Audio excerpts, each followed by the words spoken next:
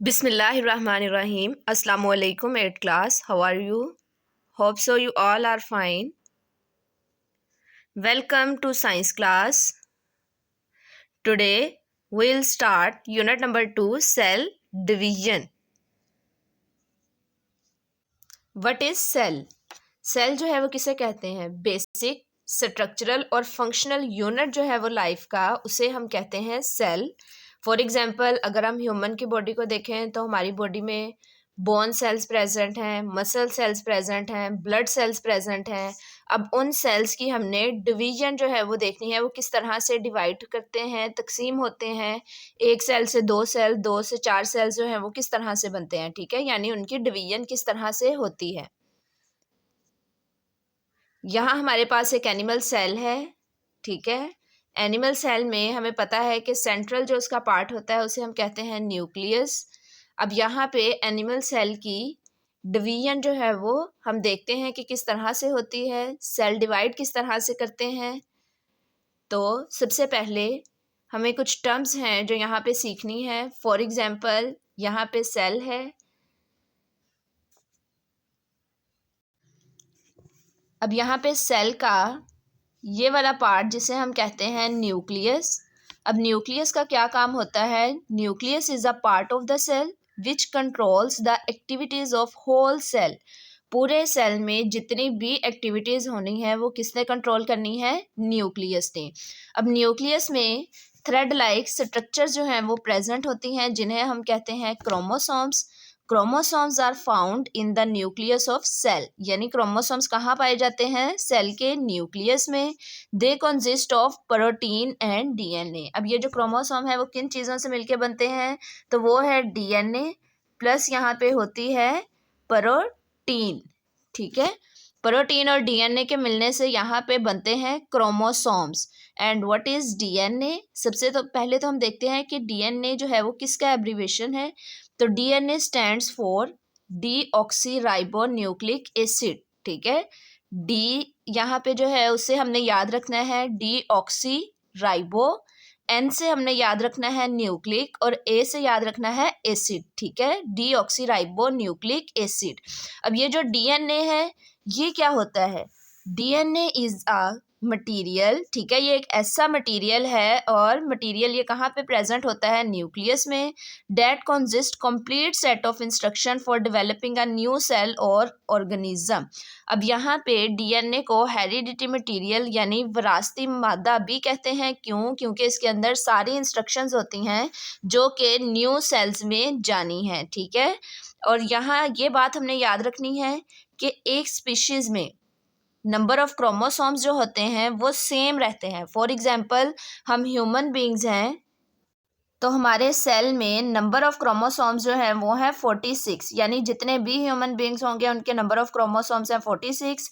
इसी तरह अगर हम कैट में देखें तो उसमें नंबर ऑफ क्रोमोसोम्स हैं 30, यानी तमाम जो कैट्स हैं उनमें नंबर ऑफ क्रोमोसोम्स 30 ही रहेंगे। इसका मतलब ये है कि नंबर ऑफ क्रोमोसोम्स एक स्पीशीज में सेम रहते हैं, ठीक है।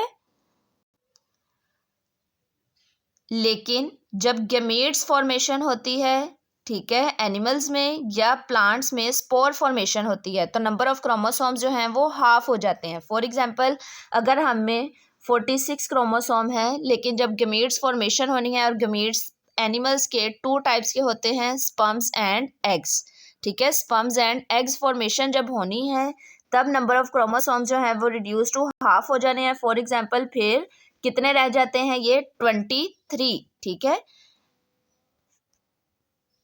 नेक्स्ट है इस यूनिट के स्टूडेंट लर्निंग आउटकम्स के। ये इस यूनिट में हमने क्या क्या पढ़ना है, ठीक है। तो सबसे पहले तो हम 2 टाइप्स की सेल डिवीजन, माइटोसिस और मियोसिस को जानने के काबिल होंगे।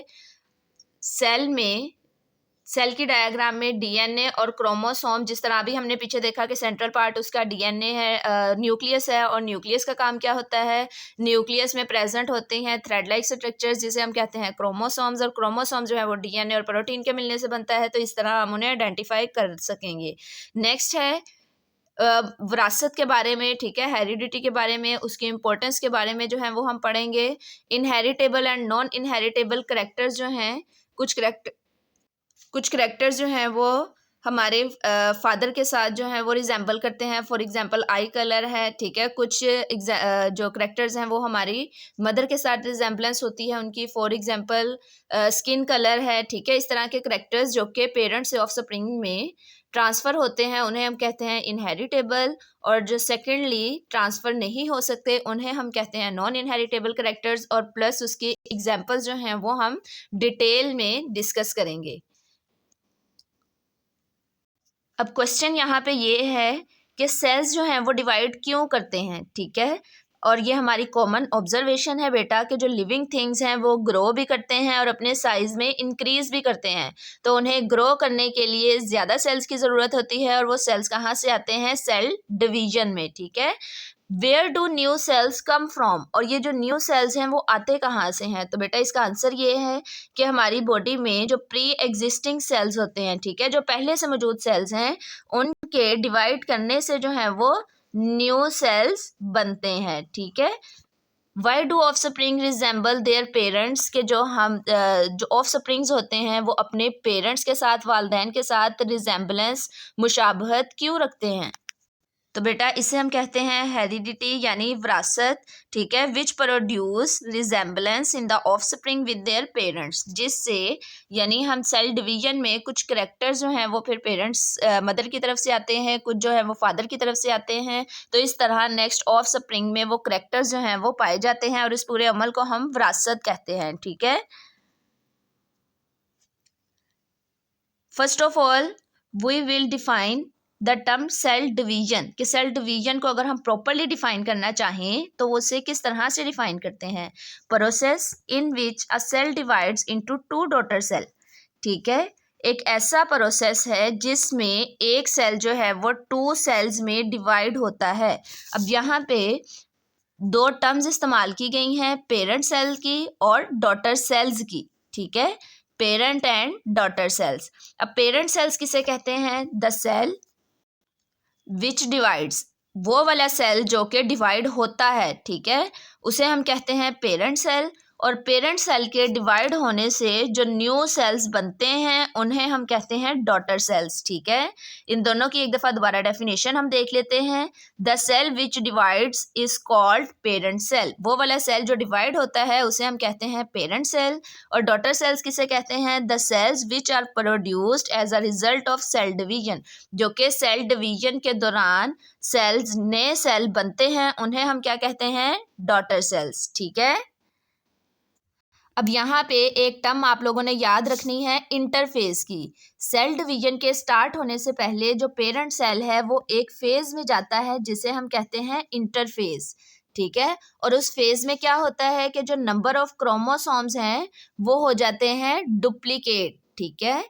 इंटरफेज की आपने यही बात याद रखनी है बेटा कि क्रोमोसोम्स जो हैं न्यूक्लियस में प्रेजेंट होते हैं वो डुप्लीकेट हो जाते हैं। डुप्लीकेट होने का मतलब क्या होता है कि तमाम जो क्रोमोसोम्स हैं उनकी कॉपीज बनना शुरू हो जाती हैं, ठीक है।